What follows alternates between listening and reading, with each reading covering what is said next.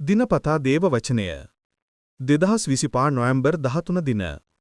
සාමාන්‍ය සමය 32 වන සතිය පළමු වන දේව ප්‍රකාශනය සලමුන්ගේ ප්‍රඥා 7:22 සිට 8:1 දක්වා ප්‍රඥාව තුල ඇති ආධ්‍යාත්මය නැන නුවණින් යුක්තය ශුද්ධවන්තය සුවිශේෂය විවිධය සියුම්මය ක්‍රියාකාරීය කැපෙන සුළුය අකලංකය පැහැදිලිය පහර නොලබෙන සුළුය කාරුණිකය මුවහත්තය නොවැළැක්විය හැකිය ත්‍යාගශීලීය මිනිසාට ප්‍රේම කරන සුළුය ස්ථිරය විශ්වාස කටයුත්තය නොකැළඹෙන සුළුය සවි බැලතිය සියල්ල දකින සුළුය නුවණැතිය පවිත්‍ර හා ඊතා සියුම්මය ආත්මයන් විනිවිද යන සුළුය ප්‍රඥාව අන් සියල්ලට වඩා කාර්යක්ෂමය ඇය ඊතා පිරිසිදු බැවින් සියල්ල විනිවිද යයි සියල්ල තුල ව්‍යාප්ත වෙයි ප්‍රඥාව වනාහි දේව බලවේගයේ හුස්මය සවි බැලති දෙවිඳුන්ගේ මහිමයෙන් නික්මේන පවිත්‍ර ප්‍රභවය ඉබෙවින් අපවිත්‍ර කිසිවකට එහි අතුළු විය නොහැකිය ඇය සදා ආලෝකයේ ප්‍රතිබිම්බයය ක්‍රියාශීලී දේව බලයේ අකලංක කැඩපතය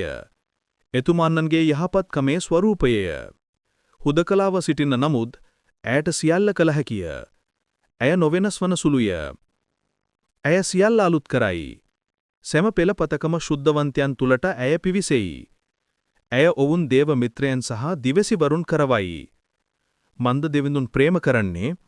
ප්‍රඥාව සහිතව ජීවත්වන මිනිසාට පමණක්ය ඇය සූර්යාට වඩා තේජාන්විතය ඇය සියලු තාරකා කාණ්ඩ අභිබවා බබලයි ආලෝකය හා සැසඳූ විට ඇය මුල් තැන ගනී මන්ද ආලෝකයේ රාත්‍රියට ඉඩ දිය යුතුය එහෙත් නපුරට නම් කිසිදා ප්‍රඥාව ජයගත නොහැකිය පොළවේ එක කොනක සිට අනෙක් කොන දක්වා සියල්ල යහපතට මෙහෙයවමින් ඇය සිය ශක්තිය භාවිත කරයි සුවිශේෂය ලූක් 17:20 සිට 25 දක්වා දිව්‍යයන් වහන්සේගේ රාජ්‍ය කවර කලෙක පහළවන්නේද යයි පරිසීවරුන් ඇසූ බැවින් උන්වහන්සේ ඔවුන්ට උත්තර දෙමින් දිව්‍යයන් වහන්සේගේ රාජ්‍ය ඇසට පෙනෙන අයුරින් නොපැමිණෙයි මෙන්න මෙතනය අන්න අතනේ යයි කිසිවෙකුට කිව නොහැකිය මන්ද දිව්‍යයන් වහන්සේගේ රාජ්‍ය ඔබ අතරේ යයි වදාළසේක උන්වහන්සේ ශ්‍රාවකයන්ට මෙසේ වදාළසේක